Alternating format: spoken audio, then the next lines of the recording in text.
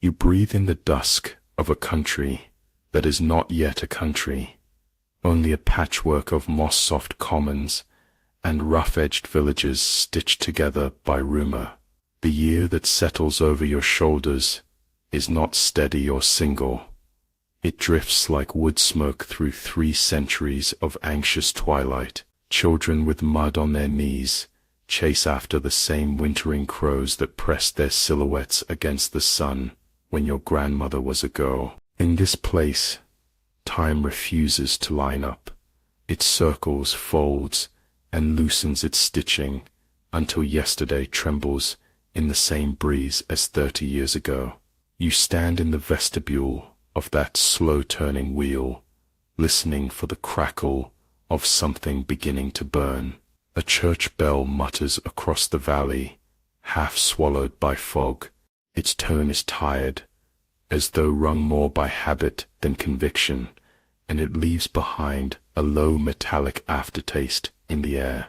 You taste iron, then ash. The village sheepdog howls once, an ordinary sound, yet tonight it feels like a summons. You draw your cloak closer, not from cold, but from an intuition that the evening is learning how to speak in heat and flame. Farther uphill, a single window glows with candlelight. Behind its glazed panes, a woman cradles a pot of wild marjoram just uprooted from the verge. Her fingertips are stained by the soil that still clings to the roots like dark lace. She presses her palm to the kitchen table, leaving a print that resembles an eclipse, ordinary, circular, easily misread by a nervous eye. They have been whispering about her for weeks now, though she has done little except trade cordials at market and hum a song with no sharp edges. But small towns breed echoes faster than facts, and each echo arrives dressed in a little more fear. The whispers pluck at memories older than the speaker, memories seeded by sermons, sharpened by hunger, watered by the long seasons when crops wither and infants wheeze through the night. When a single cow begins to stumble, when a loaf of rye erupts in green fur, when a wife miscarries beneath a harvest moon, the villagers look for choreography behind the misfortune, and choreography requires a dancer, a hand, a human outline to hold the blame. So they let rumor shape a shadow until it fits the size of their dread. You step past the dew-heavy hedgerow, boots sinking softly into mulch. In the field beyond, flax bows under a hush of mist. Every stem looks fragile enough to break between thoughts. You remember your mother's voice, telling you that dawn and dusk are cousins, born of the same bruised hour when the world is neither sealed nor open. Between them lies a door. Tonight you graze its threshold. Wind slides through the hollow thistle stalks and begins a slow percussion. Click, click, pause. It sounds like sticks arranged for kindling. None of this is new. Long before parchment carried a single indictment, fire has been the preferred grammar for uneasy certainties. To burn is to resolve argument into heat and smoke, to tax the lungs until they forget the complexity of words. And so villagers across the rolling spine of Europe embraced combustion as a final punctuation. They gathered logs, borrowed embers, drafted accusations. They knotted rope around wrists blue from weather and marched bodies toward timber altars. Each conflagration promised purification, the bright erasure of ambiguity. Uncertainty terrifies far more deeply than cruelty. Flame offered a straight line through the fullness of doubt, but you already sense that the public tale witches were burned because they brewed storms, whispered curses, lay with devils, is a gauze draped over darker machinery. To stand in this era, leaf-muffled and shivering, is to hear the true engine of fear grinding beneath the superstition's poetry. It is an engine humming the notes of scarcity, too few sacks of grain to reach spring, Too many infants clawing at milkless breasts, too much frost snapping vines before grapes can sweeten. The most elemental facts of living, food, shelter, the brittleness of a newborn's breath, sit forever on a seesaw. When the seesaw tilts toward despair, someone must be appointed the secret hand upon the board. So the midwife becomes suspect, because she is seen between worlds, her fingers slick with blood and vernix. The widow is marked, because she has learned how to converse with silence, how to coax root vegetables from starved soil.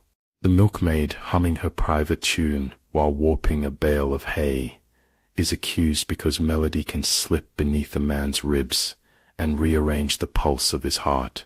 Always, the particularities of a woman's knowledge paint a target on her skin. Skill itself is scandalous if it blossoms without the blessing of the pulpit or the guild, yet even that is not the deepest reason.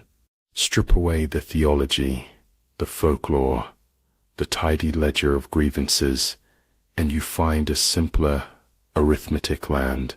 Look east, where manorial charters fence off meadows that once belonged to everyone. Look west, where sheep multiply faster than children, their wool minted into distant coins. As enclosures bloom, common ground withers, and the people who once grazed goats on shared pasture must now pay rent or trespass. A woman gathering nettle for soup becomes a criminal trespasser, her apron a contraband sack. She stands at the narrow margin between hunger and gallows. Property dreams of expanding the shape of its own shadow, and fear is its cheapest ally. Brand a woman a witch, and her parcel, however small, however unloved, can be seized without remorse, folded into the estate of her accuser. Invoices of confiscation arrive disguised as holy verdicts. What looks like piety is often procurement. What sounds like moral panic is at its root an audit of acreage. Extravagant flames hide ordinary greed, and the villagers who cheer the pyre hardly notice where the ashes blow, over plough lines, over boundary stones newly moved, over a freshly inked deed slipping into a magistrate's pocket. You kneel beside a row of sorrel, brushing your hand across its arrow-shaped leaves. Dawn will coax a sour tang from the herb, but tonight it tastes of metal, like the bell, like blood. Around you, the air thickens with a restless premonition. Someone has lit torches beyond the oak copse. Their light flickers between trunks, like startled animal eyes. The procession has begun. The woman with marjoram presses her shutters closed, though she knows wood cannot out-argue accusation. The dog howls again, sounding now like a warning you pretend not to understand. Footsteps scrabble at the door across the lane. You think of the centuries that will pass before scholars uncover the ledgers that map these moments. Scrawled testimonies, erratic court fees, signatures trimmed with wax. You think of archivists whispering over parchment, piecing together the economics of fear, yet those future proofs cannot soothe the present pulse that quickens in your wrists. Truth can be more patient than justice. Tonight only speed matters. The villagers reach the cottage at the crest of the hill. The accused steps forward into the lantern glow, her face neither defiant nor crushed. She looks, instead, like someone who has seen the same scene rehearsed in dreams, who knew it must one day happen and has already mourned the outcome. Her lips part, but no plea emerges. The silence she offers is more complete than any argument. She is bound, then guided down the slope toward the waiting cart, and above the wheel rumble you hear the minister reciting from Exodus about "Thou shalt not suffer." As the cart rattles past, you notice the marjoram pot abandoned on the window sill, the herb wilts, pink flowers closing against the night, as if it senses the hands that tended it are elsewhere. You touch the rim and find it still warm from the candle within. A sudden tenderness gathers in your throat, thick as broth. This, too, is how the mind resists despair, by fastening grief to the smallest tactile detail: a petal, a pottery rim, the ember softness of extinguished wax. They will take her to the green, outside the meeting house, where a scaffold already waits. Not the extravagant cone of brushwood painted in sermons, but a workmanlike arrangement of posts and hemp and tinder, efficiency wrapped in the language of sanctity. There the charges will be read, maleficium, consorting with familiars, the brewing of harmful potions. There will be mention of livestock that weakened, of fruit that rotted too soon, of dreams in which the devil appeared, wearing her borrowed face. The indictment will sound comprehensive, but each item will be no more substantial than mist congealing under torchlight. Why then does the crowd believe? Because belief is a balm for the bruise of uncertainty. Because to doubt the charges is to step into a corridor with no doors, a place where misfortune has no author and suffering no logic. Such spaces unmoor the mind. Better to accept a crooked map than wander without one. They choose certainty, even at the price of cruelty, and from the vantage of their fear, it feels like righteousness. You watch the procession vanish behind the hedges and feel the hush that follows any exposure to violence, a hush that numbs the edges of thought. In that quiet, the memory of another hush surfaces, one from childhood, when you stood at the foot of an ancient oak and imagined it could remember every name carved into its bark. Back then, you believed trees kept the secrets of villages, that they whispered to one another over moonlit rooflines. Tonight, the oak above you is mute, its limbs thick with nests, abandoned until spring. It offers no verdict, only the slow breathing of sap in its veins. Across the valley, the bell tolls again, once, then stills. The final note delights the air, then dissolves, leaving the cold more vivid against your cheek. You realize the night has grown brighter, a false dawn blooming from the green, where torches multiply. Flame draws oxygen fiercely. It also draws the gaze, insisting on witness. You feel the pull of that insistence, but do not move. Instead, you sit on the damp earth and press your palm into the soil where sorrow grows. You think of the marjoram pot and resolve to keep it alive, not as relic, but as vow, proof that touch can outlive fire. Repetition is a teacher. By next winter, the village will have learned the new arithmetic of fear, adding and subtracting names with a ruthless ease. Accusations will travel like nettle seeds on the wind, guided by nothing visible yet landing with precision. There will be more pyres, more confiscated borders, more sermons fattened on the vocabulary of the pit and the stake. If the harvest fails again, the wheel will turn faster. If it prospers, the glow of wealth will mask the embers of grief, but never extinguish them. You may wonder, sitting here with the first smoke ribboning the sky, why no one breaks the pattern. Some will. A reeve will argue that the accounts do not justify another trial. A neighbor will slip bread beneath the cell door of the condemned. A child will carry water to the edge of the platform and offer it upward in trembling hands. Yet these gestures, bright as they are, will not immediately unweave the larger tapestry. Structures outlast tenderness, at least for a while. The wheel knows its groove, and rolls there, scattering sparks. Beyond the village, beyond even the counties that share its dialect, scholars will one day name this era the Great Hunt. They will graph its rise and fall in volumes thick enough to stop a doorway. They will speak of contagious anxieties, of markets reeling from plague, and of monarchs forging new sovereignties with old superstitions. But those tidy narratives will never fully translate the sensation of this moment, the way the air tastes when a verdict ignites, the way an herb pot lies cooling on a sill like a stopped heart. Those are textures only the living can feel, and they rarely survive transcription. Still, you try to witness faithfully. The night deepens into its indigo middle. Somewhere, the first log fails under the appetite of flame and collapses with a sigh. A murmur spreads through the crowd, half horror, half relief, the collective exhale of people who have gambled their fear on one decisive gesture, and now watch the promise of certainty rise in luminous ropes.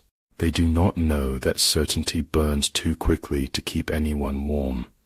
Tomorrow doubt will creep across the ashes like frost, but tonight they huddle in the glow, convinced deliverance can be measured in degrees of heat. You turn away, not out of cowardice, but because flame feeds on eyesight, consumes the nuance of shadow.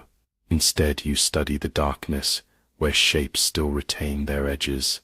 You listen for the hush between crackles, the negative space in dialogue that the common devices of poets call open loop. There, within that suspension, you feel the ancient trembling of the world, its perpetual question asked, in the grammar of wind, what shall we do with our fear? No one has answered it yet. The night offers only echoes, layering them like voices in a fugue until they resemble prophecy. When dawn finally arrives, slow, grey, smelling faintly of cinders, you will walk the perimeter of the green. You will not step upon the scar of soot, but you will note how the grass at the edge still harbors dew, how life clings stubbornly at the margins of catastrophe. You will lift a clod of earth and find it warm beneath, the fire's heat lingering in silence. And you will sense, as surely as you sense your own pulse, that the raw reason for last night's violence was simpler than any sermon dared admit. A system of ownership seeking new borders, a ledger short one signature, a barn short 3 sacks of wheat. You will whisper this understanding to the marjoram when you repot it. Though the herb requires no explanation, it will root again because survival is its only liturgy. You will water it sparingly, mindful of scarcity, and as you watch the soil drink, you will feel the first fragile filament of hope. Not a hope that the wheel will stop turning today, but that someone, somewhere, will remember the smell of charred silence and decide when the moment comes to douse the pyre instead of feeding it. You realize that someone could be you. Yes, you, whose hands still tremble in the afterglow. The thought is terrifying, but it is also an ember, refusing to cool. And so the first night closes. The village sleeps, at last, lulled by exhaustion and the reassurance that the danger is finished. But above the chimneys, smoke braids into the stars, scripting an unfinished sentence across the sky. You read only the first word. Why? Before clouds erase the rest, it is enough. You gather the marjoram, press it to your chest, and step into the corridor between this dawn and the next reckoning, bearing with you the quiet knowledge that every reason given for the burning is a veil, and every veil is woven from the same cloth. Hunger, profit, the fragile mathematics of power. You begin to walk, and the earth, still warm, exhales beneath your feet. You wake inside a dream that does not belong to you, a dream stitched from other people's memories of fire. The sky above your pillow is the color of cooled embers, neither black nor gray, and the smell that enters your lungs is the strange sweetness of distant smoke meeting damp grass. You rise slowly, as if the dream resists your leaving, and discover that the cottage around you has drifted away. In its place stands a wide, treeless plain. You recognize it only from hearsay, the heathered moor that shudders, under North Sea winds, where the covenants of land and sky are rewritten each equinox. Here, horizon is the only furniture. At your feet lies a scrap of vellum, ink faded to the brown of old apple flesh. A cartographer's grid lingers faintly upon it, thin intersecting lines that once promised certainty, but the map has been scorched along its edges, leaving the center intact while erasing every border county. You kneel, reading the partially ruined legend, fields of Hilda, spring lamb pasture, commonweal, cross of tempest, place of trials. The last name glows with a residue of heat, as though someone traced it with coal a moment ago. You breathe against it, half expecting new flames to bloom, but the letters lie quiet, black scars in calfskin. Someone once tried to contain a wilderness within these coordinates, to persuade wanderers that geography yields to ink, yet ash has smudged the plan, reminding you that maps are tinder. You fold the scrap carefully and tuck it inside your coat, uncertain whether it belongs to your past or your future. When you look up, the plain has filled with silhouettes. At first they seem to be will-o'-the-wisps, small golden pulses swaying above the sodden grass, but the light steadies until you see that each glow crowns the head of a different traveler, torch raised, face shadowed, eyes reflecting flame. Hundreds of them encircle the moor in a trembling ring, a moving constellation dragged to earth. They do not speak. Their silence presses upon you like snow. You wonder who summoned them, but the question dissolves when one torchbearer steps forward. Her cloak is thin, woven of homespun dyed the pale green of lichen, and across her forehead runs a smear of soot. She tilts her torch toward you, not threatening, merely offering light. In its halo you glimpse laughter lines around eyes that have not laughed in years. She takes your hand without asking permission. Her palm is calloused, warm, so warm, as if she carries a hearthstone inside her wrist. No words pass between you. Instead, memory rushes in. You see her kneeling by a cradle that emptied too soon. You see her stooping above a row of onions, pushed under frost. You see her staring at a tax writ nailed to her door by a gaunt rider whose livery smelled of the king's new wars. You see her turn from all these griefs to her herb garden, where fever, few, and rue grow in quiet conversation. You watch her steep leaves in water, whispering private devotions to any ear, animal, spirit, sky that might listen. You feel her resolve harden day by day into something sharper than anger and colder than despair, the conviction that what is taken must one day be restored, even if restoration demands an impossible price. The vision fades. She is simply a woman again, one among many, yet her touch remains. Together you walk, and the ring of torchlight widens like ripples in a pond, until all travelers pace a spiral path toward the moor's center. There stands no stake, no gallows, no magistrate's dais, only a stone table rough with lichen. Upon it rest objects, surrendered by those who once stood where you stand, a wooden comb with 2 teeth broken, a child's leather shoe cracked at the heel, a length of red ribbon tied in a sailor's knot, 3 coins so thin a candle's breath might pierce them. Each item is an artifact of an unrecorded life. Each is also evidence in a trial that never reached a courthouse. You touch the comb.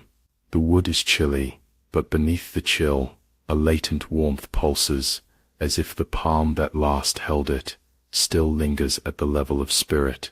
A whisper inside your chest asks, whose hair, whose fingers, whose death? The question opens a corridor through which other questions march. How many names failed to reach parchment? How many stories dissipated because the storyteller's tongue burned first? Around the table, the travelers lower their torches until the flames lick the objects. Smoke rises, blue and reluctant, smelling of cedar and salt and tears too old to harvest. You expect the keepsakes to catch fire, but instead they glisten, exhaling a sheen of oil. The comb grows heavier in your hand, saturated with some memory resin that refuses ignition. The shoe darkens until its leather looks newly tanned. The ribbon's red deepens, like blood irrigated by heartbeats. Even the thin coins gain weight. Flame, in this dream physics, restores rather than destroys. One by one, the travelers leave their torches hovering in midair, candles floating on invisible water, and step back into shadow. You remain alone at the stone, ringed by hovering fireflies of pitch and rag. The objects stare at you with wordless command. Tell us. Tell what happened when no one was watching. Tell why the ledgers are footnotes to the deeper arithmetic of pain. Tell why mothers rap lullabies in whispers, and why daughters learn to measure silence by the span of a broom handle. You begin, not sure whose voice escapes your throat. It might be hers, the lichen-cloaked woman, or it might be any one of the thousands blurred beneath the blanket name which, the tale unfolds in fragments, non-linear as rainfall, but its structure shines thematic progress that crosses kingdoms. You speak of Cologne, where a baker's niece sold honey cakes too cheaply and was dragged before a bench of aldermen who smelled profit in her ruin. You speak of Inverary, where peat smoke mingled with sea fog and gave the local minister the excuse to call Mr. Devil's Cloak. You speak of Lyon, where a laundress borrowed dye from the apothecary and returned it tinctured with poison, though records never mention her patron was the apothecary's rival. You rarely mention dates. Years collapse into each other like dominoes, tipped by the same tremor, the tremor of elite accountants, whispering that deficits require sacrifices, the tremor of priests, fearing that empty pews foreshadow empty tithe chests, the tremor of husbands who find their own impotence easier to bear if blamed on moon-bound women. Each tremor echoes the one before, and the map of persecutions begins to resemble cracked earth after drought, fissures radiating from unseen pressure.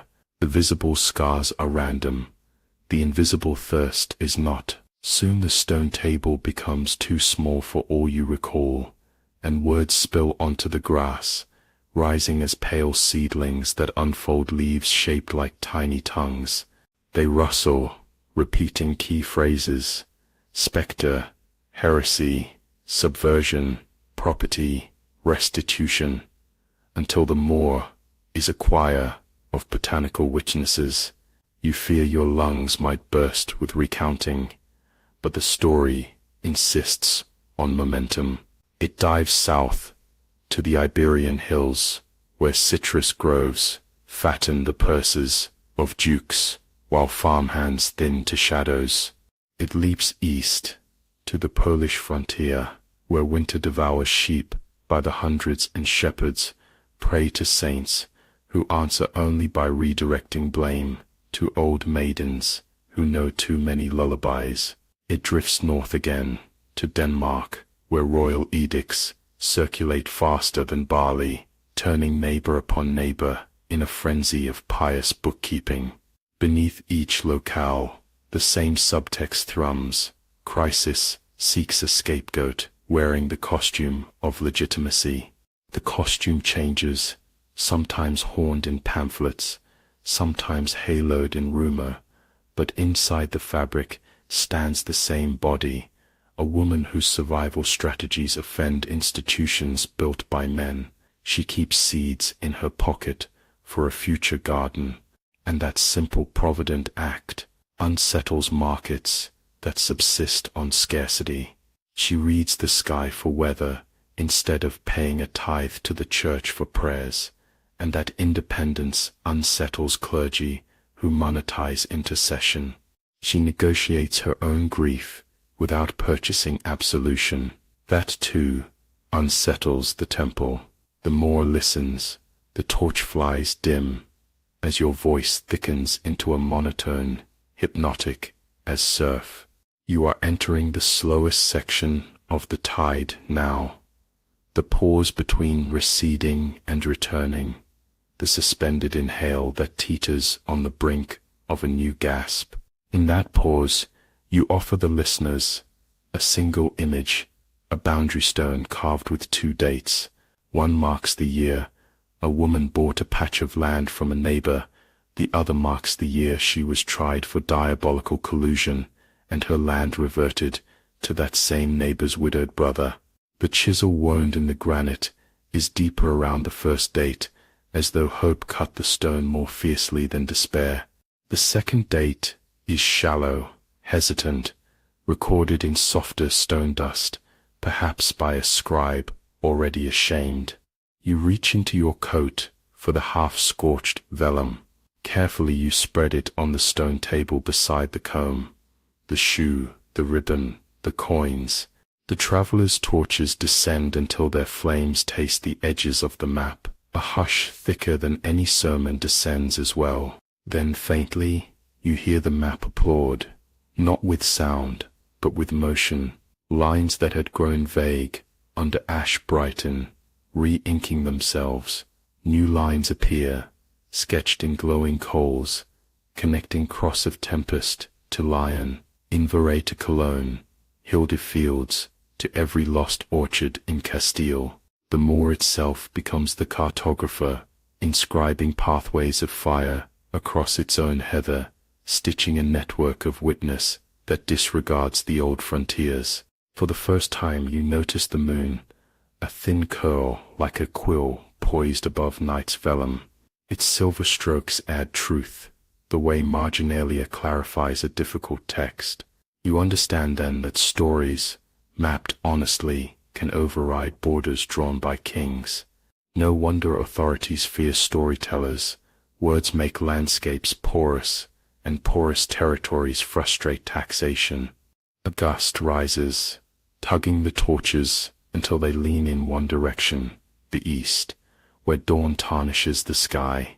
The travelers turn as one body and begin to walk. You follow, guided by the quiet percussion of their boots against peat. The path crosses a shallow stream where the water reflects each flame twice, once upon the surface, once mirrored in the silt below. The doubleness reminds you of the double vision nations suffer in times of panic, the official record marching in daylight, the unofficial memory flowing underground. One blinds, the other guides. Ahead, the land lifts into low hills, dotted with sheep that glow faintly, their wool collecting sparks like constellations snagged on earth. At the crest waits a ruin, the shell of an abbey, blackened by last century's war, its roof collapsed, its nave open to weather. Ivy crawls up, cracked pillars, weaving Gothic ribs around empty sky. Here, the travelers halt, torches extinguish themselves with small sighs, smoke curling into a dome that echoes the vanished roof. In the sudden dark, owl song pours across stone like spilled wine. The woman of lichen cloak steps forward again. She has removed her soot-band, revealing grey streaks in hair that once fluttered like marsh grass. She raises both hands, palms outward, and the ruin answers. Echoes leap from nave to transept, from cloister to bell tower stump, returning as whispers too braided to decipher. She lowers her hands, silence returns, and you realize what must happen next. You approach an altar that lost its chalice long ago, and place upon it the restored objects and the breathing map. One by one, the travelers add new offerings: a spindle, a cracked mirror, a lock of hair tied with flax thread, a thimble, a tooth carved with runes. Each gift glows faintly, pulsing to the rhythm of a heart that once beat for risk and tenderness. No one lights flame now. Instead, Fire awakens from within the objects, a soft radiance that neither consumes nor chars. The abbey brightens until its ruins resemble stained glass, lit from behind, shards of stone refracting warm gold. In that glow, you see the travelers' faces clearly for the first time, a mosaic of ages, hues, scars, freckles, worry lines, hope lines, brow-creased men, weary of war, hollow-cheeked children who outlived their parents, toothless grandmothers whose lullabies carried forgotten kingdoms through famines, witches and witch hunters, victims and reluctant bystanders, profiteers and repentant tithers, all standing in a circle so wide it pushes the horizon outward. Then comes the quiet invocation. It begins not with words, but with breath. Each traveler exhales long and even, as though offering the warmth inside their lungs to the night. Their combined breath rises, weaving through ruined arches, gathering into a cloud that shivers with the memory of songs never sung. You add your breath, tasting ash and marjoram and the metallic tang of bell iron. The cloud swells, luminous, then bursts into 1,000 motes that drift upward like reverse snow, vanishing among stars. Nothing burns, nothing is destroyed, yet something has undeniably changed. The relics on the altar no longer carry grief. They rest peacefully, inert, as though having donated the last of their sorrow to the sky. You understand now that absolution is not always a sacred word. Sometimes it is just the sigh that escapes when a ledger closes without further entries. Sometimes it is the hush that follows the last accusation, when even fear grows tired of shouting. The question trembling in your ribs softens. What shall we do with our fear? And the night for once answers. Let it exhale. The moon has climbed higher, effacing its quill shape and leaning into half-disclosure. The travelers begin to leave. They depart singly, then in pairs, then in threes, ambling down sheep-bright slopes toward valleys where no tribunals wait. Their footsteps leave no track. Perhaps they return to villages that never woke, or perhaps they walk into centuries not yet invented. You cannot follow. The altar holds you in gentle arrest. A lingering obligation roots you to the stones. When the last torch extinguishes itself against dew-wet grass, a figure emerges from the shadow of the north transept. This one is no traveler.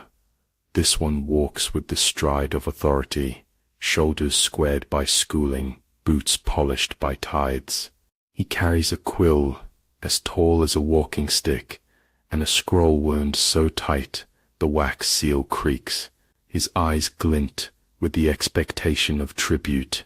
For a moment you brace for condemnation. Surely an official scribe has come to repossess the narrative, to reorder evidence, to re-ink guilt across the newly soothed map.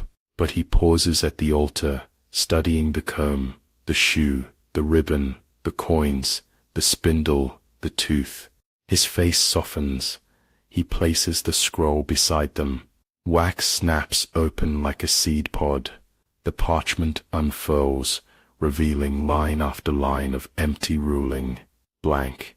He looks at you with a question housed in his pupils, a question older than scripture. Were you right? Your fingers tremble. For all your storytelling, you have not yet made ink marks that survive daylight. The tales poured from your throat, live only in hearts. Hearts are flammable. Stone tables stand longer.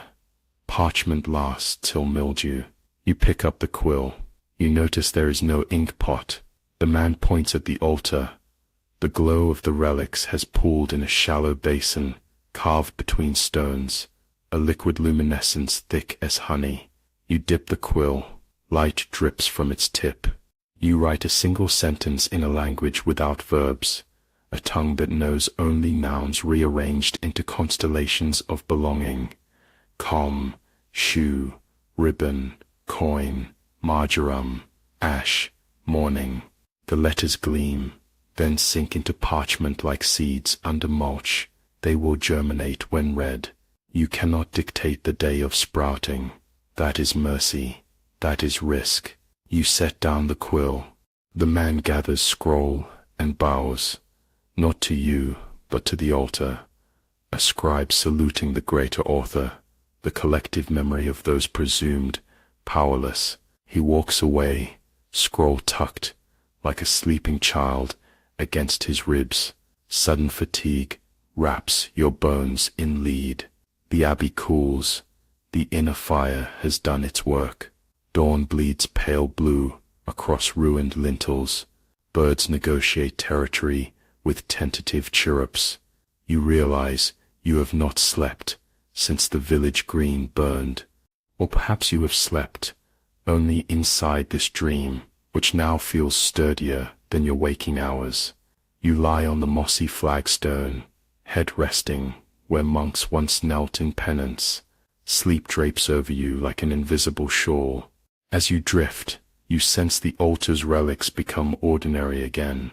A comb missing teeth, a worn shoe, a ribbon, coins, a spindle, a carved tooth, a folded map. Ordinary, but not the same.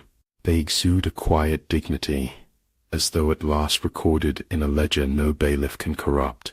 When you wake an hour, a decade, a century later, the abbey is gone. In its place stands a birch grove, trunks slender, leaves quivering. Birch is a pioneer species. It sprouts on ruined ground, preparing soil for deeper roots that will follow. You sit up, back aching, and notice that in your closed fist you still hold a seed pod of marjoram. It has dried, papery, but intact. You remember the vow you made to keep it alive. You pocket the seed pod and rise. Beyond the trees lies a river you do not recall crossing. Its surface is mirror calm, reflecting dawn's second blush. On the opposite bank stands a town unfamiliar to any map you studied. Rooflines slope into arches, shaped like seashells. Chimneys twist like question marks. Windows are set with panes of glass, tinted the faint pink of afterglow. Yet an uneasy familiarity tightens your throat. You realize the architecture resembles sketches found in a jurist's notebook, imagined layouts for perfect cities where law would flow as water. But here the sketches have leapt into mortar and timber, as if the jurist fell asleep over his drawings and dreamed them into being. You cross a footbridge, guarded by no tollkeeper.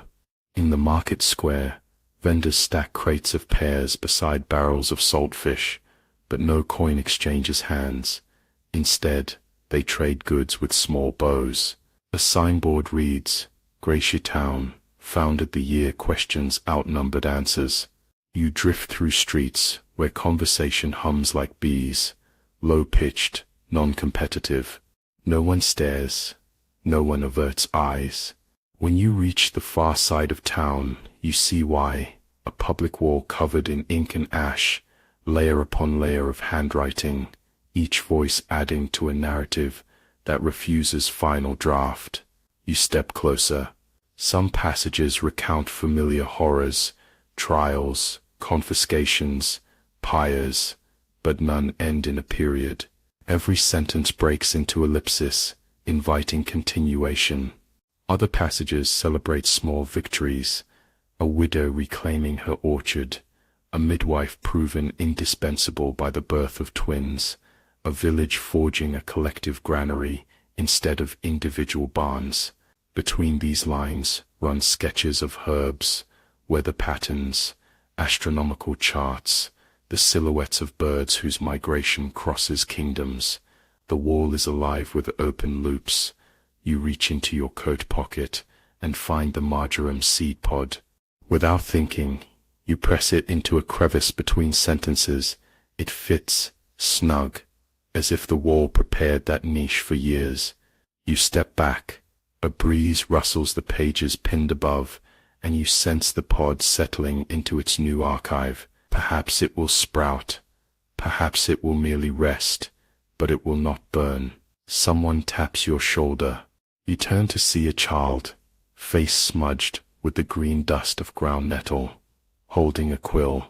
She offers it, the way one offers a cup of water to a traveler. You shake your head. I have written enough for now. She nods, slips the quill behind her ear, and runs toward the wall, searching for her own alcove of blank. You realize Gratia Town is not a miracle. It is a ledger kept open, a map that redraws itself at dawn, a place where fear loses value, if not reinvested. Its existence does not annul the burnings. It only insists that some futures refuse to inherit the logic or flame.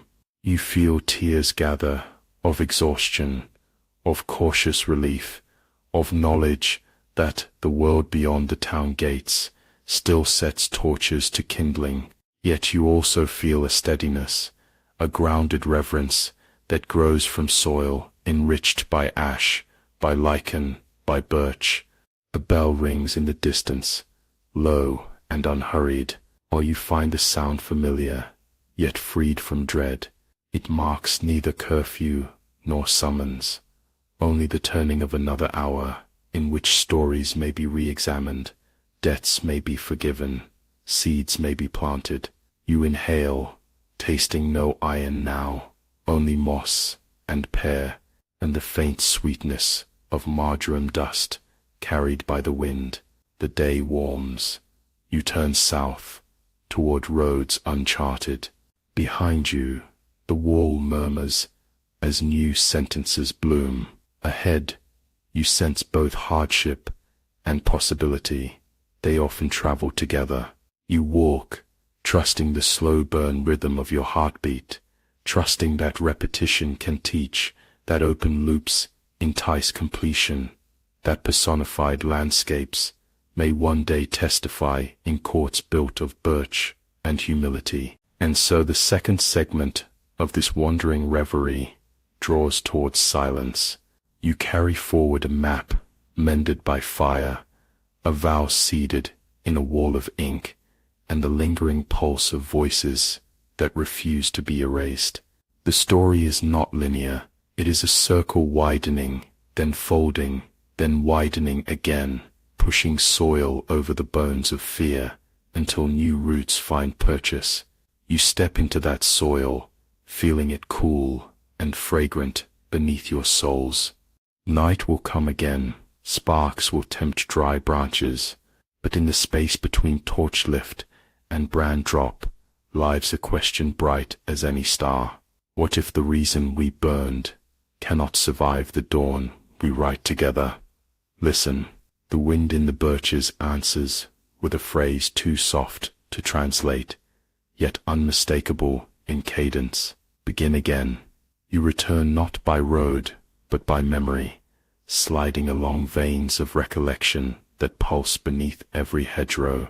Decades have compacted themselves into fingertip-sized rings of bark on the village oaks, but your body recalls each step as if only yesterday you watched the pyre's afterglow smolder into frost. The lane is narrower now, pinched by hawthorn that has crept inward like shy forgiveness, and the ditch on the right murmurs with water newly freed from an upstream mill dam. Even the air feels tentative, as though the wind studies your silhouette before deciding how sharply to tug at your cloak. At first glance, the village appears unchanged. The church steeple still stitches the sky to the earth. The manor house still broods behind its iron fretwork. The smithy still exhales ferrous breath beside the ford.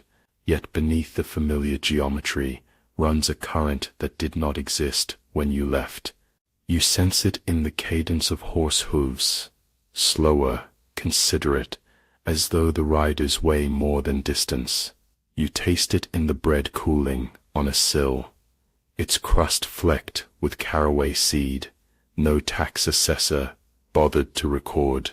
You hear it in the click of looms inside cottages, a deliberate syncopation that refuses the metronome of the bailiff's ledger. Quiet deviations all, but deviations nonetheless, mapping a rebellion too intimate for proclamations. You pass the green, where grass has reclaimed the scorched scar, though a faint ellipse of paler shoots still testifies to a heat once fierce enough to curl bone. Children chase each other across it, shrieking laughter. Their shadows leap the ellipse unconsciously, yet each time a foot lands near the center, a sparrow startles from the hedges, as if the land retains a relic reflex. You pause at the margin, feeling the ghost of an ember tickle your soul. The marjoram seed pod you left in Great Town has long since sprouted, or so you dream, and its unseen kinship with this ground tightens your chest in a bittersweet knot. Behind you, a cart creaks to a stop. The driver, a woman whose shoulders slope beneath sacks of fleece, eyes your cloak and nods in recognition she cannot explain.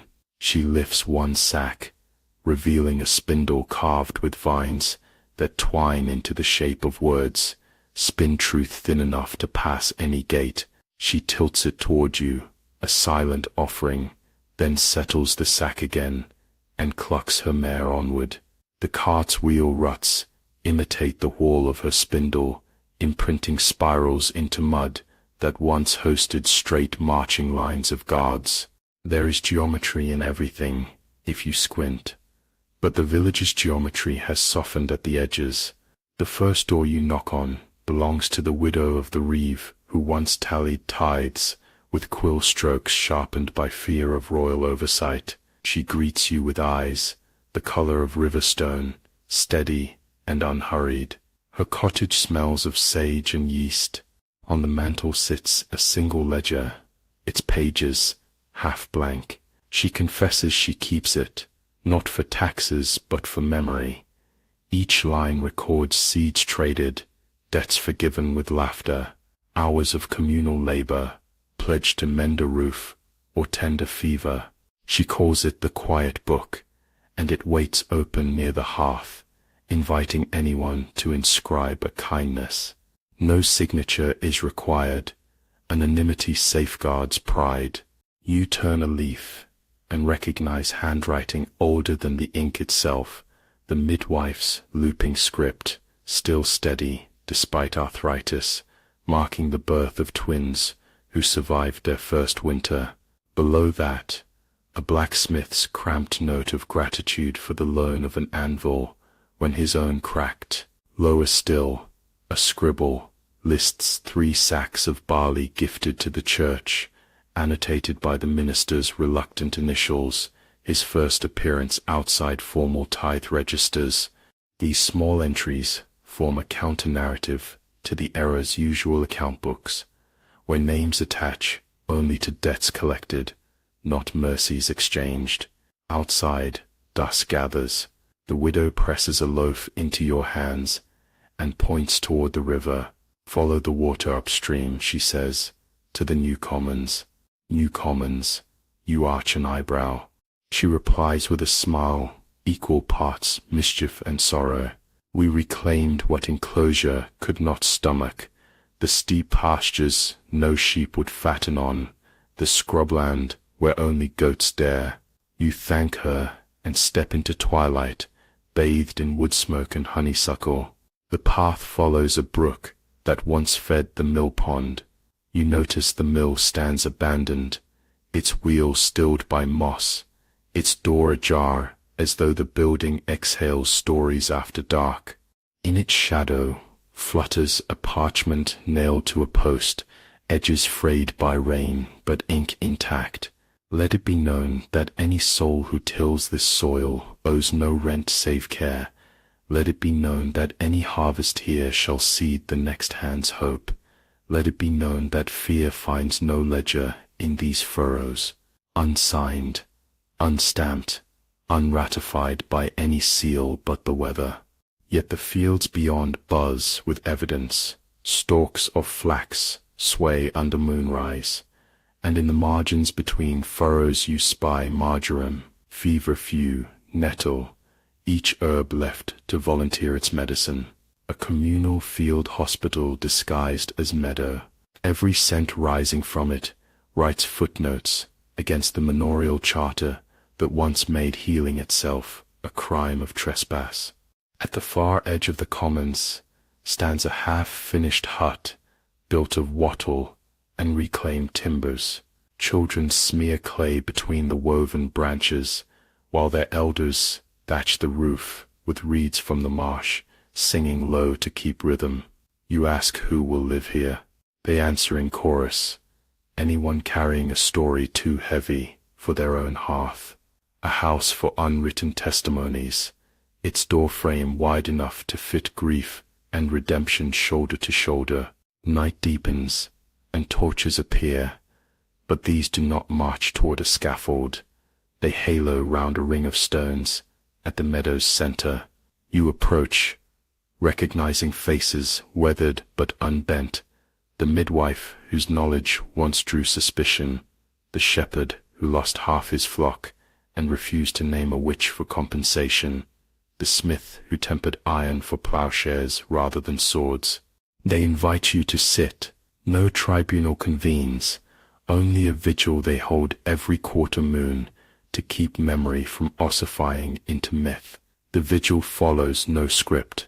A fiddle keens a melody older than borders, a child recites riddles, the midwife unrolls a parchment of herbal recipes, each line annotated with the name of the woman who taught it. She reads them aloud as blessings, and after each name the circle replies remembered. You feel the words settle into the grass, like dew. When your turn arrives, you hesitate, then recount the dream plane of torchbearers, the ruined abbey, the luminous ink. You speak of Gracia Town's wall, and the seed pod tucked into its mortar. The listeners lean in, not for spectacle, but for calibration. They weigh your tale against their own hushed stirrings of defiance, gauging where your map and theirs overlap. When you finish, no one applauds. Instead, the fiddle resumes, this time slower, as if translating your story into notes. Firelight flickers across faces, thinking of walls they might build here, or pages they might leave blank for future hands. A hush falls. From the far side of the circle, the minister, older, beard peppered with silver, steps forward. In years past he preached sulphur and brimstone. Now he carries a small lantern, whose panes are etched with vines. He clears his throat, and the hush tightens. I misread the book, he says, voice rough. I mistook margin notes for commandments. He sets the lantern at the stone ring's edge, and withdraws a scrap of parchment. Wind tugs at its corner, revealing a single line. I am learning to pronounce silence without turning it into smoke. He folds the note and feeds it to the fire. Sparks lift like startled moths. No one speaks forgiveness aloud, but when the fiddle picks up again, the melody threads itself around his shoulders like a shawl. Midnight drifts into the hush, and you realize how different darkness feels when fear is not braided through it. The sky above the stone ring appears wider, the constellations less like nails, pinning fate to the firmament, and more like loose stitches ready to be unpicked. Someone passes a jug of juniper cordial. Its warmth collects behind your eyes until tears threaten. You let them, offering salt to the soil. Later you walk alone through lanes lit only by the hush of fireflies. The manor house looms, windows dark, shutters swollen by disuse. Half the estate stands idle. Rumor says the last squire withdrew, after debtors marked his ledger fuller than his purse. You push the gate, unlocked now, and pace gravel paths choked with dock and wild carrot. Vines climb the lintels, weaving green question marks across carved coats of arms. Near the door, a cracked marble urn overflows with nettle. You brush a leaf. It stings, reminding you that forgotten ground still defends itself. Inside, dust cloaks furniture like a reluctant pall. You find the library where the squire once catalogued charters and deeds. Bookshelves gape, many volumes sold to service loans, but one folio remains on the desk, its leather warped by damp. You open it and discover pages of receipts, listing confiscated properties, orchards, dairy sheds, herb gardens, each line followed by the name of a woman condemned for maleficium. Margins bear notes in a hurried hand, boundary dispute resolved, hut collapsed, apples grafted to south orchard, profit annotations disguised as legal housekeeping. A coal of anger glows in your chest, but the air here tastes stale, and you sense the house itself has surrendered its appetite. Closing the folio, you notice a second ledger partially hidden beneath. This one bears recent entries, different ink, labor tallies, crop rotations, communal repair schedules, records of the new commons. Someone has repurposed the enemy's paper, overwritten conquest with cooperation. You smile, a small curve heavy with centuries. Footsteps echo in the corridor. You stiffen, but a familiar voice calls your name, low, cautious. The lichen-cloaked woman steps into the moon-washed doorway. Her hair is shorter, silver threading through. Her eyes hold dawn's first grey. She explains that she tends the abandoned estate on behalf of no master, only time. The villagers salvage what wood and slate they need. She keeps spiders from choking the rafters, dust from suffocating light. The manor, she says, is learning to pay its debt to the valley by serving as quarry and nursery. Together you carry the folios to the hearth. Ash lies cold, yet when she strikes flint, flame wakes easily, as if expecting your arrival.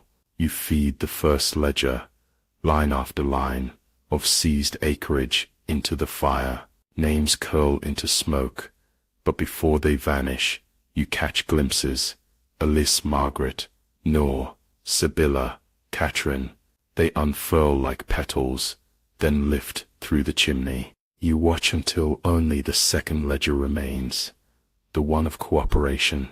That one. She closes gently and returns to the desk. Record-keeping persists, but whose story it tells is a choice sharpened nightly. Dawn limns the window panes. She leads you outside to the overgrown orchard. Winter nibs the air, yet branches swell with buds ready to risk April. She stops beside a young sapling, its bark pale as parchment. A ribbon circles its trunk, red, sailor's knot, weather-bleached, but intact. Recognition lances your breath. The ribbon from the Dream Abbey altar. We found it at the river bend, she says. It drifted in, on high water, and tangled round a fallen branch. The children insisted it wanted soil. You kneel, pressing a hand to the cool earth at the sapling's roots. Beneath your palm, the pulse of xylem and phloem flickers, slow but resolute. She kneels opposite, and between you two rises a silence packed with questions. How many more belongings will the river return? How many memories still float unanchored, waiting for ground kind enough to root them? You both listen to the hush until birds rehearse morning. Back in the village, the bell tolls first light.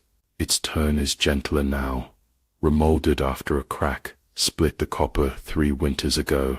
Smith's melted coin and heirloom buckle to patch the fissure, embedding commonwealth in common warning.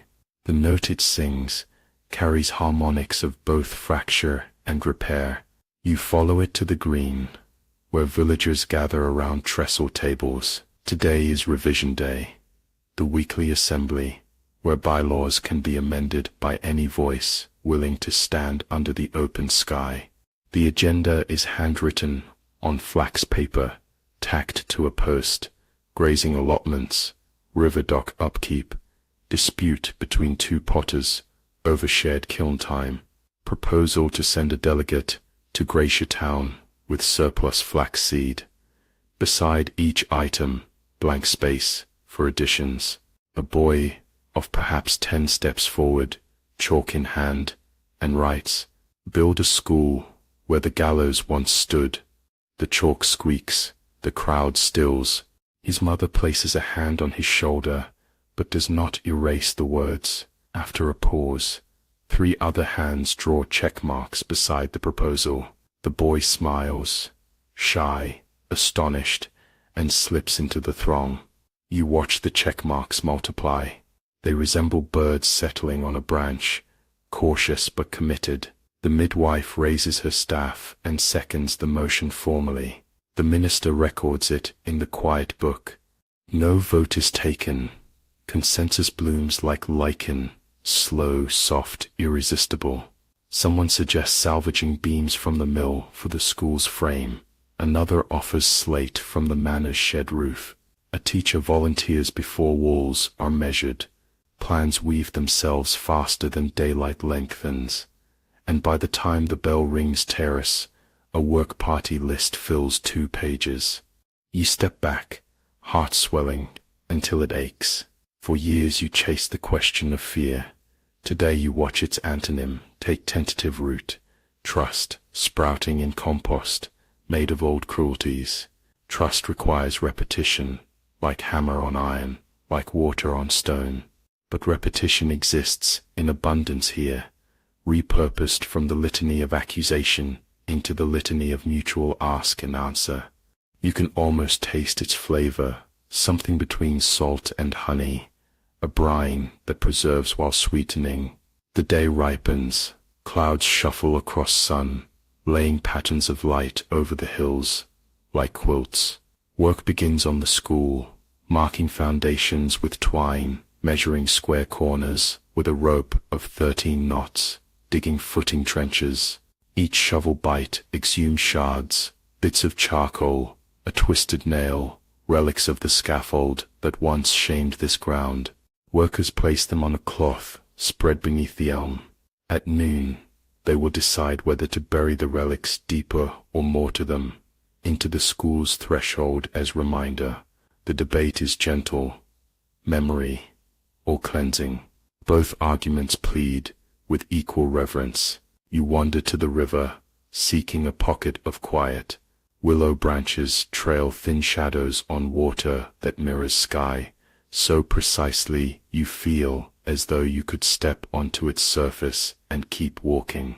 There on a flat stone rests a folded square of linen, stitched with the initials, or Marjorie's initials, or perhaps merely memory restored. Inside the fold lies a single page torn from a child's copybook, lines still faintly blue. The handwriting, careful yet eager, reads, "Here is what I know today. Fear is a story we tell so we can hide the other story. If we learn the other story first, fear will come late to class and decide not to stay." You fold the linen again and tuck it in your sleeve, a talisman light as resolve. When you return to the green, deliberations have concluded. The scaffold nails, bent and fire-kissed, will be set into the sill of the schoolhouse door. Students stepping across will feel the faint ripple, history's echo, beneath their soles. Not penance, not pride, just texture. You nod, approving the compromise. A teenager with ink-stained fingers sketches the floor plan in dust, using twigs for walls. Others bend close, suggesting windows here, a hearth there, a nook for herb drying above the mantel, so lessons may mingle with scent. Afternoon slides toward evening. The work party dismisses itself with laughter and meeting time for tomorrow. You help carry shovels to the smithy, their edges dull from clay. The smith promises to sharpen them tonight, his forge already coaxing ember to flame. You smell iron sing and recall the pyre's roar, but the memory has softened. The same element that once severed lives now welds community. Tools, not chains. Dusk settles, and the lichen-cloaked woman finds you near the ford. She hands you a spindle, perhaps the same one from the cart, its vine-carved words catching last light. Spin truth, she reminds. You pocket it, feeling its weight anchor your wandering. She asks if you will stay until the school's roof is thatched. You want to, yet the road beyond the hills hums with unfinished ellipses. You tell her you will drift like dandelion seed, gone, then back, always carrying new questions. She smiles. Nomads, she says, are the couriers of open loops. Before leaving, you visit the church. Inside, the nave smells of beeswax and pine. Pew rails bear fresh carvings, verses from scripture interlaced with sayings from folk beyond any canon. The minister kneels by the altar, polishing brass candlesticks. He hears your footsteps, turns, and beckons.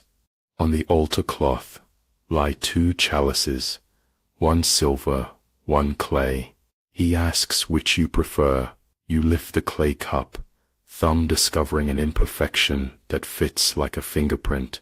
He nods. Imperfection, he says, admits more light. Together you place the cups in a cedar chest, neither exalted above the other. Night arrives unheralded, save for an owl questioning the dark. You stand on the ridge above the village, spindle in hand, spindle pointing south. Behind you glimmers a geometry of kindness, irregular, supple, alive. Ahead lies terrain stitched by other hands, some hostile, some hungry, some merely lost. You inhale the chill and taste distant citrus, a memory of Iberian groves once racked by blame. The world remains bruised, but the bruise is ripening into medicine. You walk. Each step presses marjoram scent from unseen sprigs crushed underfoot, and the aroma braids itself through moist night air like a promise written in herbs instead of ink. Somewhere beyond the horizon, another village readies fresh kindling, but perhaps someone like you stands at its edge, listening for the pause between rumor and verdict. Perhaps the pause will lengthen, perhaps the wheel will falter one spoke at a time. As stars flare awake, you recite the boy's chalk sentence. Build a school where the gallows once stood, until the words dissolve into breath. Then you add a line only the wind will hear. Teach them early how to name the other story. The wind pockets your whisper and rushes ahead, eager to test new doors. And so the third segment closes. No curtain, only the hush of footfalls receding down a road tufted with nettle and hope. Behind you, hammers already ring on the old mill beams, notes of reconstruction drifting skyward like sparks that choose not to burn. Ahead, valleys and ridges rearrange themselves beneath moonlight, inviting the slow, contemplative stride of a traveler who carries both spindle and seed. The tale continues, non-linear, thematic, immersive, forever circling the old question, what do we do with our fear? Tonight, embers beneath the ledgers answer by glowing, not to ignite destruction, but to warm hands, writing a different account. You stand on a headland where 3 frontiers meet, sea, river, and the faint, humming border of an empire that still pretends its latitude is destiny. Wind pushes tide into white pleats across slate-blue water, and gulls wheel overhead like scraps of parchment, searching for sentences. Your cloak snaps with impatient questions. Where next? Who listens? Which ledger trembles today beneath a quill grown doubtful of its own ink? Below, a port city sprawls in crescents of brick and mass. It has no single name. Merchants call it by whatever syllables slide easiest past their native teeth. You descend cobbled switchbacks, boots striking sparks that briefly outshine the dawn. At the first landing, an old salt hands you a palm-sized atlas, inked with rumors. He grins, tooth gap wide as a harbor mouth, and croaks, "Trade wants stories, the way lungs want air." The atlas shows no coastlines, only currents, arrows of wind, swirls of oceanic drift, dotted lines marking rumors' preferred routes. You slip it into your satchel beside the spindle and the linen creed. The wharf smells of brine and hemp. Sailors haul crates banded with wax seals, saffron from Levant, deserts, tin mined from Cornish roots, paper reams, watermarked by the Republic of rag pickers. Yet the cargo that draws your ear is lighter than spice, gossip. By the tavern door, a cobra recounts how a parliament across the channel has tabled a bill limiting witchcraft prosecutions, the brewer stacking kegs counters that seizures of widows' orchards continue unchecked in upland duchies. Each story is a herring flung to gulls, scavenged, fought over, devoured, yet bones of truth remain. In a warehouse chair, rigged from barrel staves, sits a notary taking depositions from deckhands who sailed farther than their fear. One sailor, eyes bleached by equatorial glare, swears he saw a town where magistrates must fast 40 days before signing a death warrant. Hunger, he says, pares pride to the bone. Another claims a university has opened its physics lectures to women who pay tuition in translated herbals rather than coin. The notary's quill hesitates, ink blot widening like an eclipse, authority balking at novelty. You lean closer. The ink blot reminds you of the bell shadow that once coated your tongue with iron.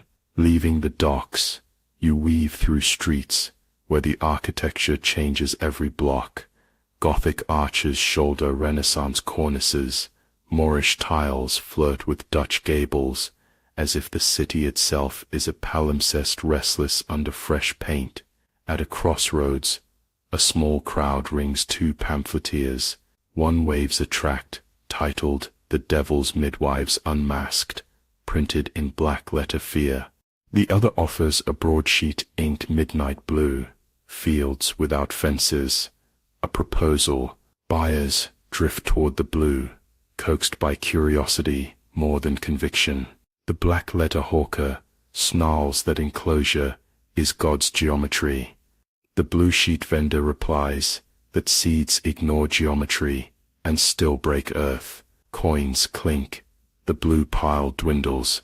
Profit tonight outsmarts panic. You duck into a coffee house thick with tobacco haze and polyglot debate. Scholars argue whether comets portend war or merely remind the powerful how small their maps look from heaven. On a rear wall hangs a broad mural painted over old plaster, a woman spinning thread that unravels into rivers, roads, veins, lightning forks, one continuous filament connecting kingdoms like beads on a rosary of geography. Beneath it, someone has chalked a line. Spin truth thin enough, it crosses any border. Your spindle warms in your pocket, as if affirming. A courier barges, in cheeks ruddy with urgency, waving parchment stamped by a royal seal already smeared by rain. He shouts that a northern principality has suspended the confiscation clause. Property of the condemned shall henceforth pass to their kin, not the crown. A murmur skims the room, relief, suspicion, desire. You note which faces brighten. Bookkeepers, widows, shipwrights, whose daughters read stars, which faces darken, speculators, with ledgers hinged on forfeiture. The wind has shifted. Some umbrellas inside capitals will soon turn inside out. Night folds over the city, like ink over choir.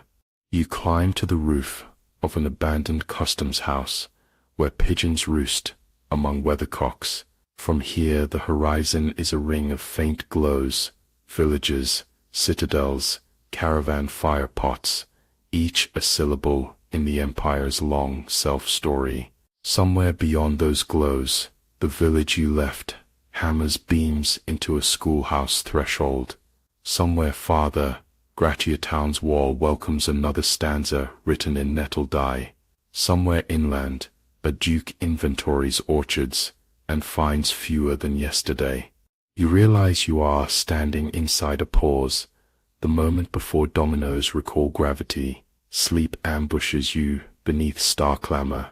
You dream a council of wheels, cartwheels, spinning wheels, water wheels, torture wheels, arguing their purpose. The wheel of law insists rotation is order. The wheel of market counters that motion means opportunity. The wheel of suffering groans, that turning grinds the helpless. Then a child's hoop, simple iron, rolls through their debate and falls still. Silence. In the stillness, each wheel senses rust gnawing its rim. You wake with dew on your lashes and a conviction cooling to steel. The antidote to a vicious wheel is not speed, but stasis, long enough for rust to finish its quiet, democratic work. You board a barge pole-pushed upriver by women wearing gloves cut from sailcloth.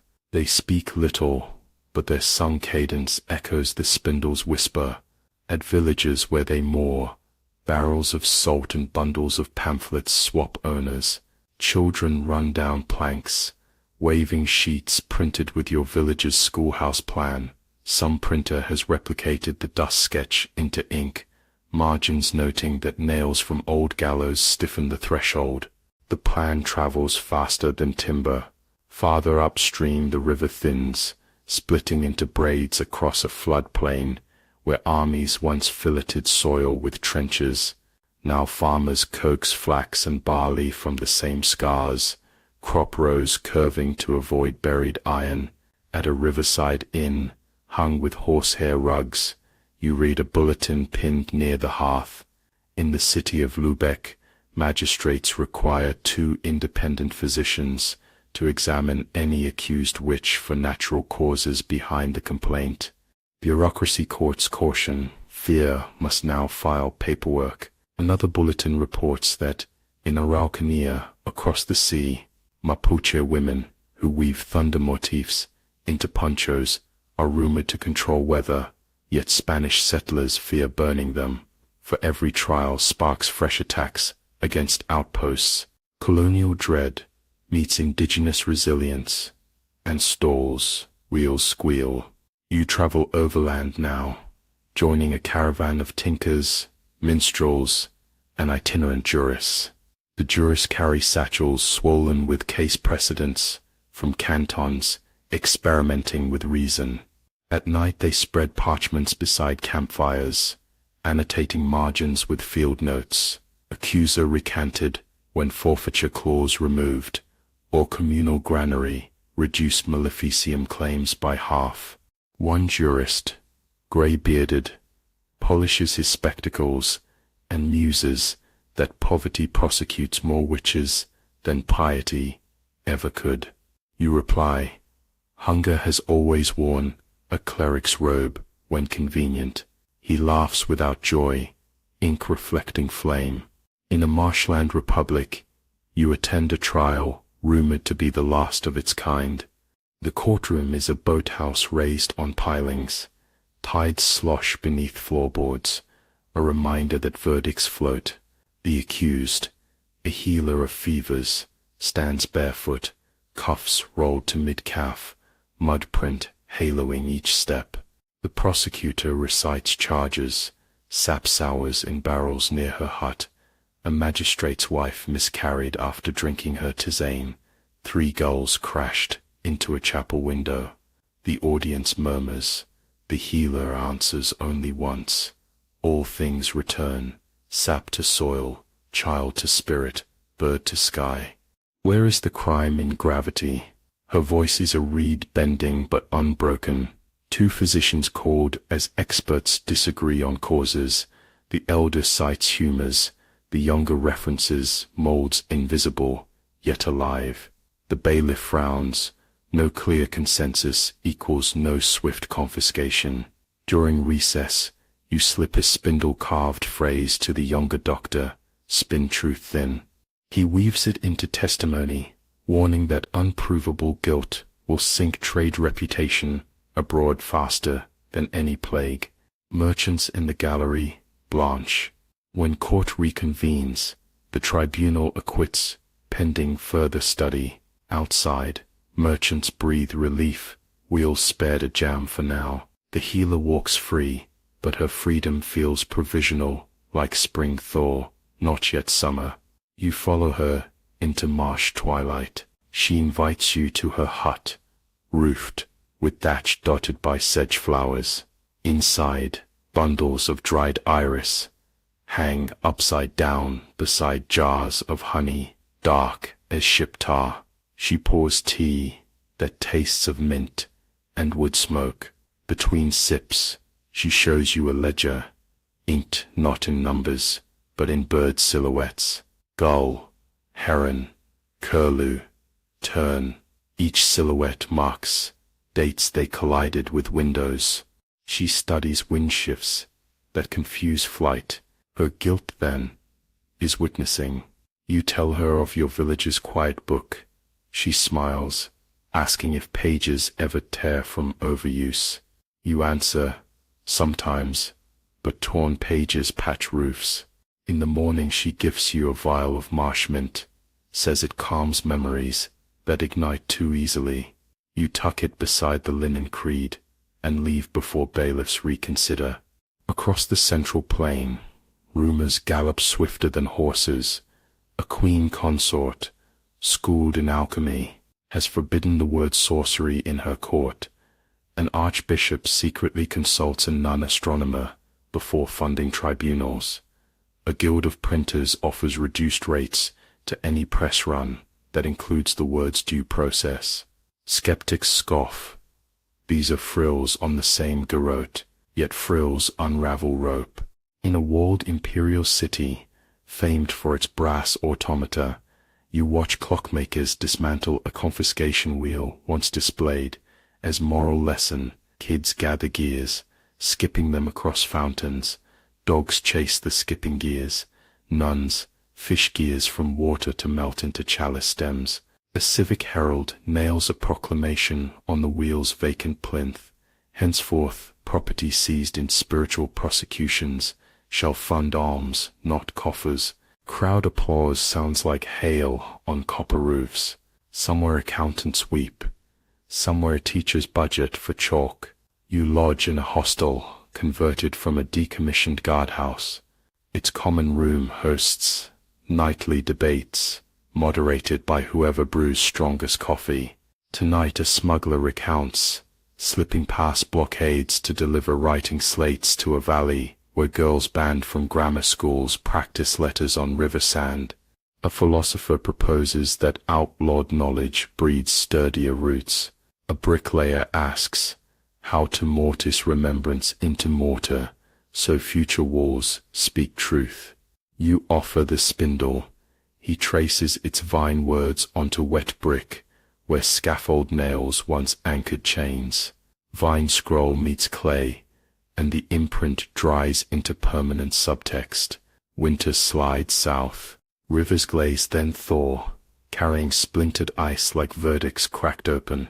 You ride sled runners over passes where pine forests moan under snow, yet cradle nests of future woodlarks. In a monastery you find monks illumining manuscripts with blank margins. They invite pilgrim annotations, democratizing exegesis. One monk concedes that when everyone may gloss scripture, the dread of heresy loses teeth. He dips his quill, adds a note beside your tale of Gracia Town. Miracles begin as editing privileges, descending into a duchy where vineyards stripe hills like music staves. You witness the harvest festival renamed the Feast of Unburned Vines. Banners stitched from retired tribunal robes billow above casks. Revelers toast absent friends who once pruned these vines, before accusation exiled their hands. Each toast is an invitation for ghosts to taste sweetness, uncharred. You pour a splash onto soil, libation for women whose bones fertilize forgotten rose. The ground absorbs it with thirsty sigh. Not all news tilts hopeful. On the steppe frontier, soldiers still barter plunder for condemnation warrants. A pamphlet details a convent torched after its abbess refused to surrender archives of land grants. Wheels grind afresh, where distance muffles reform. Your resolve slumps like wet canvas, but the marsh mint steadies your breath. You recall the counsel of wheels, and remember, rust is patient. In a capital carved from marble and absolutism, torchlit processions still parade reliquaries of sainted inquisitors. Yet, even here, cracks vein the statues, street urchins, chalk riddles on palace steps. What weighs more, a soul or its price? Guards chase them off, but dawn rain smears the chalk into abstract protest murals that slip into drains, and from there into well water. Citizens gulp dissent unwittingly. Thought ferments. You sit on the palace esplanade, sketching the wheel mural from the coffee house onto brown paper. A passerby, court archivist, by her sable cloak, glances, pauses. She kneels, adds a line, a strand unspooling from the wheel toward an open book whose pages morph into doves. She whispers that archives overflow with depositions unreviewed. She fears truth rots, happier than lies, for truth requires handling. You hand her the atlas of room occurrence, tell her stories, like rivers, must move or stagnate. She departs clutching it as contraband. Hope, spring detonates blossoms. You follow a procession of itinerant gardeners, sowing wildflower strips along roads so bees outrun gossip.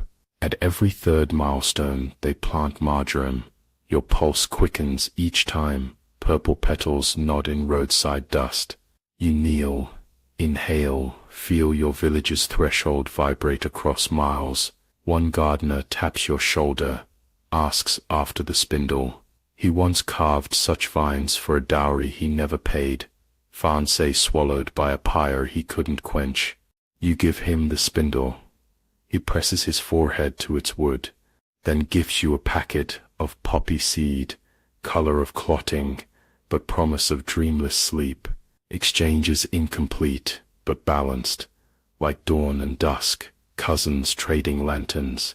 In a border market where three currencies quarrel, you meet merchants selling blank ledgers bound in calico. They advertise them as books for debts we choose not to remember. Buyers include debtors and creditors alike, relief symbiotic. On a store's side panel hangs a sign, when memory wounds, let amnesia be elective, not imposed. You purchase one ledger, thinking of the Millpond widow's quiet book, and write on its first page, "Here begins the story we draft, when fear oversleeps. Months furl into golden chamomile fields. Letters arrive by improbable rotes. The schoolhouse completed, its door studded with scaffold nails, buffed smooth by children's souls. Curriculum includes astronomy, herbal lore, arithmetic of commons, and rhetoric of mercy. The minister teaches logic, the midwife anatomy. Traveling jurists lecture on due process beneath rafters, smelling of mismatched timber. They've named the schoolhouse of the second story. Enrollment, open, tuition, curiosity. You return at harvest end, walking the last mile, barefoot, to feel soil calendar beneath skin.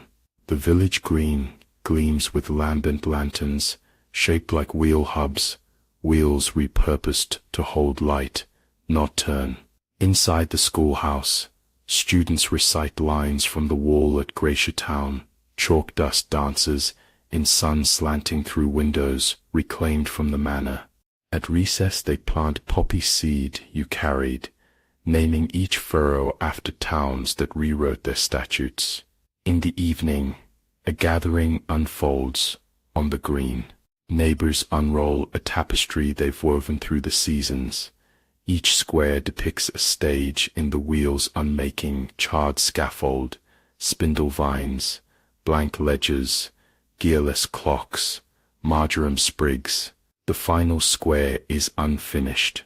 They hand you a needle threaded with dusk blue yarn. What image will seal the tale?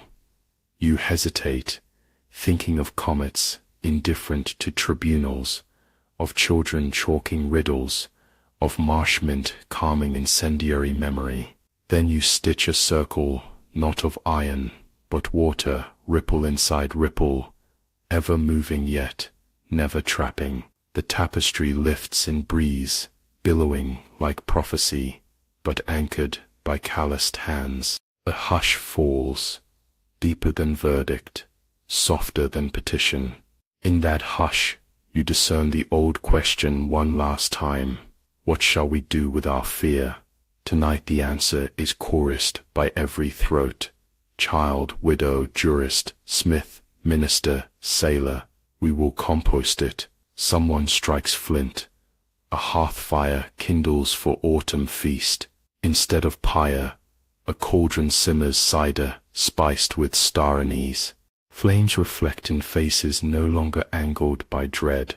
Music rises, fiddle, drum, breath on reed, rhythm slow as tidal slack, then quick as starlings turn. You dance, feet learning the new geometry, steps spiraling outward, never closing into cages. Around you embers float, not sparks but fireflies, signals, not threats. Later, beneath oak branches heavy with acorn in dark, the lichen-cloaked woman finds you. Her hair is winter white now, but her eyes carry spring thaw. She says the wheel has not vanished. Carts roll, mills spin, but it no longer dictates gravity. Choice has elbow room. She presses into your palm, a folded square of parchment smelling of sea salt glue. Open it beyond horizon, she whispers. You tuck it near your heart. Before dawn you leave, accompanied by 3 students bound for distant apprenticeships. They carry kite reels wound with thin thread, spun at the school, thread dyed dusk blue, like the circle you stitched. When wind catches their kites on the ridge, the sky nets new constellations, each tail tipped with a scrap of the village charter. Commons are a verb, ledgers must breathe. Fear composted feeds courage.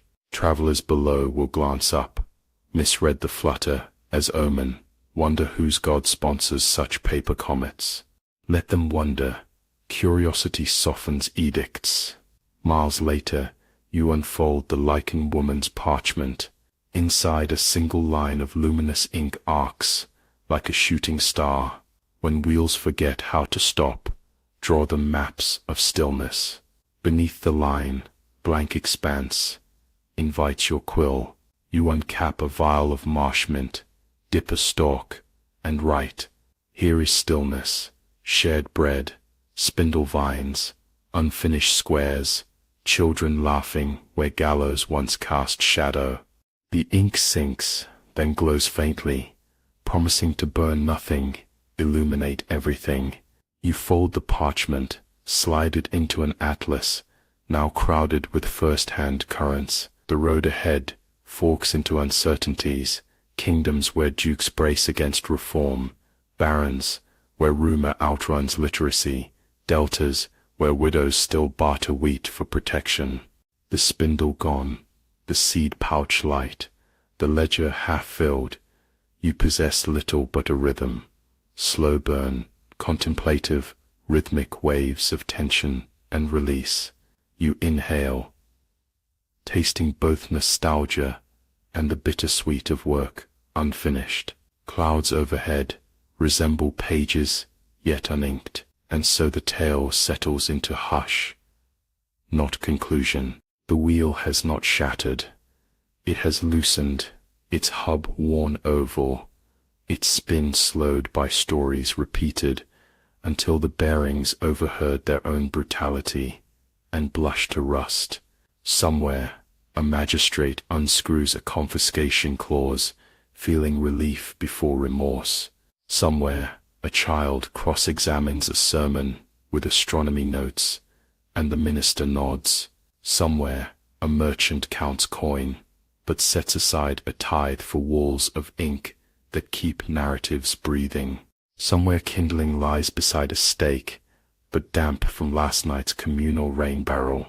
You walk the borderlands between fear's kingdom and trust's republic, carrying stillness maps, offering pause where rotation deafens. You will fail, succeed, fail again. Wheels groan, hesitate, lurch, yet each pause plants filaments, marjoram roots, cracking stone, poppy seeds, sugaring soil, ink veins, crossing borders the way swallows do, unbothered by customs. One day, perhaps, wheels will lounge in museums, relics explained to yawning schoolchildren under lanterns shaped like ripples. For now dawn unfurls a ribbon that looks suspiciously like hope. You follow its flutter into a landscape tessellated by fields without fences, waters without docks, pages without margins. Behind you, embers cool into fertile ash. Ahead, the ground softens, ready for seed. You carry a handful, the last of the poppy mix, and scatter it as you go, not knowing where petals will lift, only that someday red blooms will whisper your passing to another traveler, asking, "What shall we do with our fear?" And the petals will sway, answering in silence, teaching stillness. The road bends, the light blooms, you keep walking.